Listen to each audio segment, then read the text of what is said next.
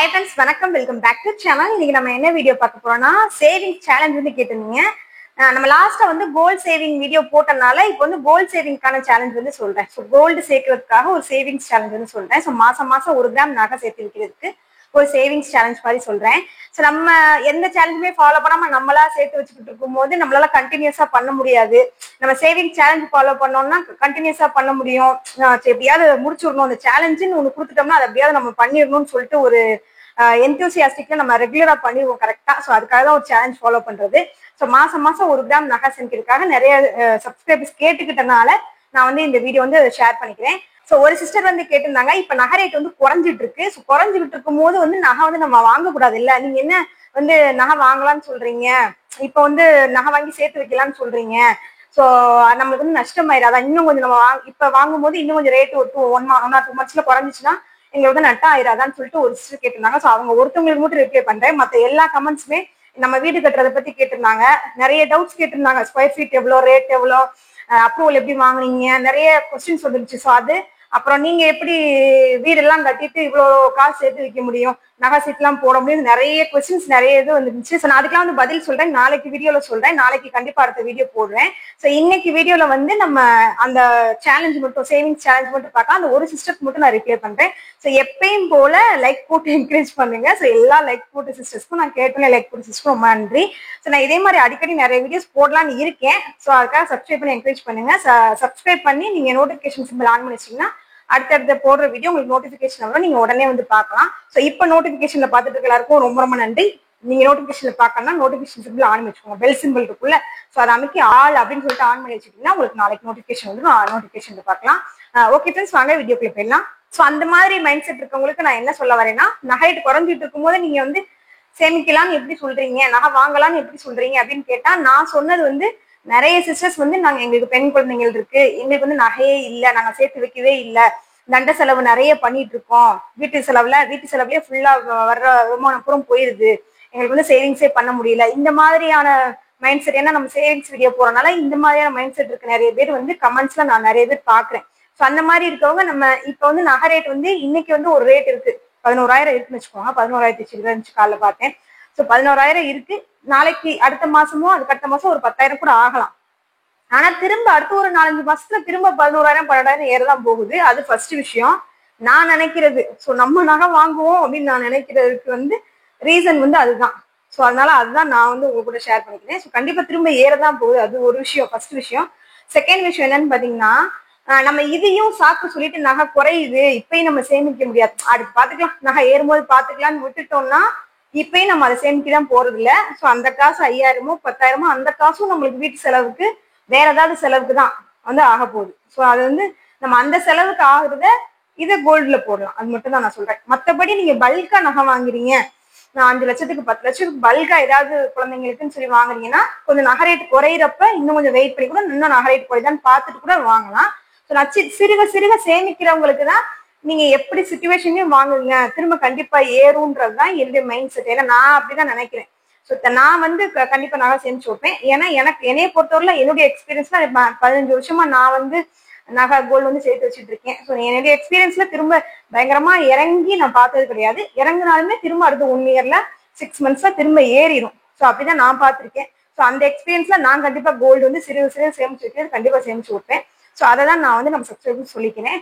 So நீங்க கண்டிப்பா சேர்த்து வச்சுன்னா அது வேஸ்டா போகவே போகாது. திரும்ப நாளைக்கு வந்து அது ரேட் ஏறும் போது நம்ம அதை வந்து சேல் பண்ணிக்கலாம், இல்லை அதை யூஸ் பண்ணிக்கலாம். கண்டிப்பா அது வந்து லாபம் நம்மளுக்கு ஏறும்போது கொடுக்கும் அப்படின்றது என்னுடைய கருத்து. நான் சொல்றது கரெக்டா என்ன அப்படின்றத நம்ம சப்ஸ்கிரைபர் சிஸ்டர்ஸ் கீழே கமெண்ட் செக்ஷன்ல ஷேர் பண்ணிக்கோங்க. உங்க கருத்துக்கள் என்னவோ அதை கீழே கமெண்ட் செக்ஷன் வந்து ஷேர் பண்ணிக்கோங்க. ஸோ அதை பாக்குறவங்களுக்கு யூஸ்ஃபுல்லா இருக்கும். ஸோ நெக்ஸ்ட் பாத்தீங்கன்னா, நீங்க நம்ம மாசம் மாசம் 1 கிராம் வந்து நகை சேமிச்சு வைக்கணும் அப்படின்றது ஃபர்ஸ்ட் வந்து ஒரு கோல்டு இருக்கணும். கோல்டு இருந்தாதான் நம்ம எப்படியாவது அச்சீவ் பண்ணணும்னு சொல்லிட்டு நம்மளுக்கு ஒரு இதா இருக்கும். ஸோ நெக்ஸ்ட் வந்து ஒரு பிளானிங் இருக்கும். ஸோ என்ன செய்ய போறோம் அப்படின்ற ஒரு பிளானிங் கரெக்டா இருந்துச்சுன்னா டக்கு அந்த பிளானுக்கு தகுந்த மாதிரி நம்ம செஞ்சுட்டு போயிட்டே இருப்போம். ஸோ கோல்டு வந்து மாசம் 1 கிராம், நான் வந்து 1 கிராம் சொல்றேன். ஸோ உங்களால முடியாது அப்படின்னா 1/2 கிராம், உங்களால எவ்வளவு முடியுமோ அதை வந்து நீங்க கோலா ஃபிக்ஸ் பண்ணிக்கோங்க. ஸோ இது வந்து நம்ம சேமிச்சு வைக்கணும் அப்படின்னு சொல்லிட்டு. ஸோ 1 கிராம் அப்படின்னும் போது 11,000 சில்லறை நீங்க பார்த்தேன். ஸோ 12,000 கூட நம்ம வச்சுக்குவோம். ஸோ மாசம் வந்து 12,000 நம்ம சேமிச்சு வைக்கணும். ஸோ அதுதான் நம்மளோட கோலு. ஸோ மாசம் 12,000 அப்படின்னும் போது பெரிய அமௌண்ட்டா தெரியும். ஸோ மாசம் 12,000 அப்படின்னு சொல்லிட்டு பெரிய அமௌண்ட்டா தெரியும். இஃப் சப்போஸ் நீங்க 1/2 கிராம் சேமிச்சு வைக்க போறீங்கன்னா 6000 அப்படி வச்சுக்கோங்க. 6000 அப்படின்றது பெரிய அமௌண்ட்டா தெரியும். பட் நீங்க அதவே வந்து வீக்லி வந்து வச்சு பாத்தீங்கன்னா, ஸோ 12000 ரூபா அப்படின்னும் போது மாசம் 12000 ரூபா அப்படின்னு வீக்லின்னு போது அது கம்மியான அமௌண்ட்டா இருக்கும். ஸோ அதே மாதிரி நீங்க டெய்லி கனெக்ட் பண்ணி பாத்தீங்கன்னா ஒரு 400 ரூபா கிட்ட டெய்லி வந்து 400 ரூபா சேர்த்து வைக்கணும். 1 கிராம் நகை வாங்குறோம்னா டெய்லி 400 ரூபா, 1/2 கிராம் நகை வாங்குறோம்னா டெய்லி 200 ரூபா சேமிக்கணும். அவ்வளவுதான். ஸோ நம்ம இப்ப சேமிச்சு வைக்கிற அமௌண்ட்டை இப்போ நீங்க வந்து 200 ரூபாய் டெய்லி சேமிச்சு வைக்கிறீங்க, மந்த்லி வந்து நீங்க 6000 ரூபாய் சேமிச்சு வைக்க போறீங்கன்னு சொல்லிட்டு பிளான் பண்ணிட்டீங்க. ஸோ 200 ரூபாய் நீங்க வந்து எப்படி சேமிச்சு வைக்க போறீங்க அப்படின்னா, ஸோ நான் அதுக்கு வந்து தனியா கூட ஒரு வீடியோ போடுறேன். ஸோ நீங்க எந்த வீட்டு செலவுகளை மிச்சம் பண்ணி, நம்ம காய்கறி செலவுகளை மிச்சம் பண்ணி, தண்ட செலவுகளை மிச்சம் பண்ணி, ஸோ நம்ம என்ன வந்து வேஸ்டா பண்ணிட்டு இருக்கோம் அப்படின்னு சொல்லி பாருங்க. ஸோ நீங்க daily day to day life நீங்க எழுதி வைக்கிறீங்க டெய்லினா உங்களுக்கே தெரிஞ்சிடும் என்ன தண்ட செலவு பண்றீங்க அப்படின்னு சொல்லிட்டு. ஸோ இல்ல நீங்க எழுதி வைக்கல அப்படின்னா நீங்களே யோசிச்சு பார்த்தாலே உங்களுக்கே புரியும். ஸோ தேவையில்லாத செலவு நம்ம என்ன பண்றோம்னு யோசிச்சு பார்த்தா அதெல்லாம் கட் ஆஃப் பண்ணாலே நம்ம ஓரளவுக்கு அமௌண்ட் வந்து சேமிச்சு வைக்க முடியும். ஸோ டெய்லி 200 ரூபா சேமிச்சு வச்சீங்கன்னா மந்த்லி வந்து 6000 வந்து சேமிச்சு வைக்கலாம். ஃபார் எக்ஸாம்பிள் பாத்தீங்கன்னா, என் ஃப்ரெண்டு ஒருத்தவங்க வந்து பையனை வந்து ஸ்கூலுக்கு 2 பசங்க இருக்காங்க. ஸோ 2 பசங்களும் ஸ்கூலுக்கு வந்து வேன்ல தான் கூட்டிட்டு போயிட்டு இருந்தாங்க, வேன்ல தான் அனுப்பி வச்சுட்டு இருந்தாங்க. ஸோ ஸ்கூல் வேனுக்கு வந்து மந்த்லி 3000 வரும். ஸோ ஒரு ஆளுக்கு வந்து மந்த்லி 3000. ஸோ 2 பேத்துக்கு வந்து 3000ன்றது கம்மியான அமௌண்ட் தான். ஸோ உங்க வீட்டுல எல்லாம் உங்க பசங்களுக்கு வேன் ஃபீஸ் ஆட்டோ ஃபீஸ் எல்லாம் எவ்வளவு கொடுக்குறீங்கன்னு கீழே கமெண்ட் செக்ஷன்ல இருக்கீங்க பாக்குறவங்க யாராவது அனுப்புறீங்கன்னா சொல்லுங்க. அதிகமான அமௌண்ட் வாங்குறாங்க. ஸோ மந்த்லி 3000 போது 2 பசங்களுக்கு சேர்த்து 6000 வந்து கொடுத்துட்டு இருந்தாங்க. ஸோ டக்குன்னு அப்படியே நிப்பாட்டிட்டு அவங்க வந்து வேன்ல 2 வீலர் வாங்கிட்டு செகண்ட்ஸ்ல வந்து ஒரு 2 வீலர் வாங்கினாங்க. செகண்ட்ஸ்ல 2 வீலர் வாங்கி அதை அப்படியே லோனுக்கு போட்டுட்டு அந்த லோன் அமௌண்ட் வந்து அந்த வேன் ஃபீஸ் நம்மளுக்கு மிச்சம் அதுதான். ஸோ மந்த்லி இவ்வளவுதான் சொல்லிட்டு ஒரு டார்கெட் இருக்கும்.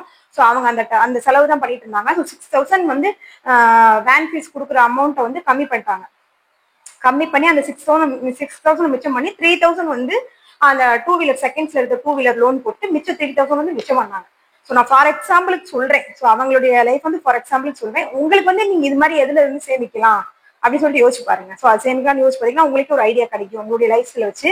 ஸோ அதுல ஏதாவது ஒண்ணுல வந்து மிச்சம் பண்ணுங்க. ஸோ மிச்சம் பண்ணிட்டு அவங்களுக்கு பாத்தீங்கன்னா இப்ப வேன்ல அனுப்பாம அவங்க கூட்டிட்டு போய் விடுறதுனால அவங்களுக்கு வந்து இந்த 2 வீலரும் எக்ஸ்ட்ரா 1 இயர் தான் 1.5 வருஷத்துக்கிட்ட தான் அவங்களுக்கு வந்து லோன் போகுது. ஸோ 1 வருஷம் 1.5 வருஷத்துக்கு அவங்க கட்டி முடிச்சிட்டாங்கன்னு வச்சுக்கோங்க, 2 வீலரும் அவங்களுக்கு வந்து அவங்களுக்குன்னு ஆயிடும். அது போக அவங்க மாசம் 3000 மிச்சம் பண்ணதுலயும் ஏதாவது ஒரு விஷயம் வந்து வாங்கலாம். ஸோ அந்த மாதிரி 2 விஷயம் அவங்களுக்கு பெனிஃபிட் கிடைச்சிச்சு. ஸோ அந்த மாதிரி உங்களால எதுல மிச்சம் பண்ண முடியும்னு யோசிச்சுட்டு ஸோ அதை நீங்க வச்சுக்கிற மாதிரி நீங்க வந்து பண்ணலாம். ஸோ நான் ஜஸ்ட் ஒரு க்ளூவா கொடுத்தேன், நீங்க வந்து என்ன பண்ணணுன்றது நீங்க டிசைட் பண்ணிக்கோங்க. ஸோ அந்த செகண்ட் முக்கியமான விஷயம் என்னன்னா, இது மாதிரி மிச்சம் பண்ணிடுறோம் நம்ம மந்த்லி வந்து 6000 வந்து நம்ம வந்து சேமிச்சு வச்சிடறோம். ஸோ அந்த 6000 வந்து நம்ம எப்படி வந்து கிராம் 1/2 கிராம் நம்ம மாசம் போய் வாங்க முடியுமா அப்படின்றத நீங்க பார்க்கணும். ஸோ 1/2 கிராமுக்கு நம்ம நகையா வந்து வாங்க முடியாது, வாங்கினா கோல்டு காயினா தான் வாங்கி சேமிச்சு வைக்க முடியும். ஸோ நம்ம கோல்டு காயினா வாங்கும்போது நம்ம சப்ஸ்கிரைபர் சிஸ்டர்ஸ்க்கு ரெகுலரா எல்லா வீடியும் நான் சொல்லிட்டு இருக்கேன், நம்ம கோல்டு காயினா வாங்கும்போது செய்கூலி சேதாரம் ரெண்டுமே நம்ம கொடுக்கணும். இதுவே நம்ம கோல்டு ஷீட்டா போட்டோம்னா நம்மளுக்கு செய்கூலி சேதாரம் எதுவுமே கிடையாது. 1 கிராம் வந்து நம்ம நகை வாங்குறோம் அப்படின்னா 1 கிராம் இன்னைக்கு வந்து 10,000 ரூபாய் 12,000 ரூபாய் போகுது. ஸோ 1 கிராம் நகைக்கு நம்ம எவ்வளவு வேஸ்டேஜ் போடுவோம் அப்படின்னு சொல்றீங்களே. நம்ம வீடியோல நிறைய வீடியோ நான் கோல்டு வாங்கின வீடியோ போட்டிருக்கேன். ஸோ நான் என்னால அது முடிஞ்சுன்னா பில்லு நான் வந்து போடுறேன் பாருங்க. ஸோ பில்லு போட முடியலனாலும் உங்களுக்கே தெரியும் 1 கிராமுக்கு வந்து எவ்வளவு வேஸ்டேஜ் போடுறாங்கன்னு சொல்லிட்டு. 1 கிராம் நகைக்கே வந்து 2000 ரூபாய் 3000 ரூபாய் கிட்ட வந்து நம்மளுக்கு வந்து வேஸ்டேஜ் போடுறாங்க. ஸோ அப்படின்னும் போது நம்ம மொத்தமா சேமிச்சு வைக்கும் போது எப்படியும் 1 பவுனாவது வாங்குவோம். ஸோ 1 பவுனாவது வாங்கிடுவோம் சேமிச்சுப்போம் ஆஃப்டர் 1 இயர் கழிச்சு சொல்றேன். ஸோ அப்படின்னும் போது அதுக்கு வந்து 10,000 ரூபாய்க்கு மேல அதிகமான அமௌண்ட் வந்து நம்ம வேஸ்டேஜ் வந்து கொடுக்குற மாதிரி இருக்கும்.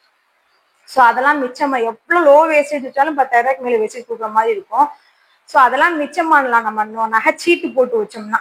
ஸோ அது வந்து ஒரு பெஸ்டான விஷயம்.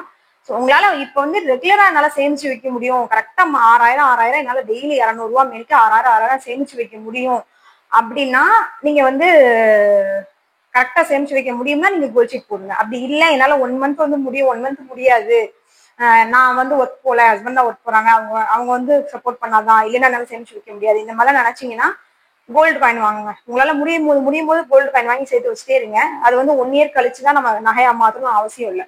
2 வருஷம் 3 வருஷம் கழிச்சு கூட நம்ம அதை நகையா மாத்திக்கலாம். ஸோ உங்களால முடியிறப்ப 1/2 கிராமுக்கு கூட கோல்டு காயின் இருக்கு, அதுக்கும் கம்மியா கூட கோல்டு காயின் இருக்கு. நீங்க வந்து போய் ஷாப்ல கேட்டு பாத்தீங்கன்னா தெரியும். ஸோ அதுக்கும் கம்மியா மில்லிகிராம்ஸ்ல கூட கோல்டு காயின் இருக்கு. ஸோ அந்த மாதிரி நம்ம கொஞ்சம் கொஞ்சமா கோல்டு காயின் சேர்த்து வச்சு 2 இயர் 3 இயர்ல வந்து நம்ம நகையா மாத்திக்கலாம்.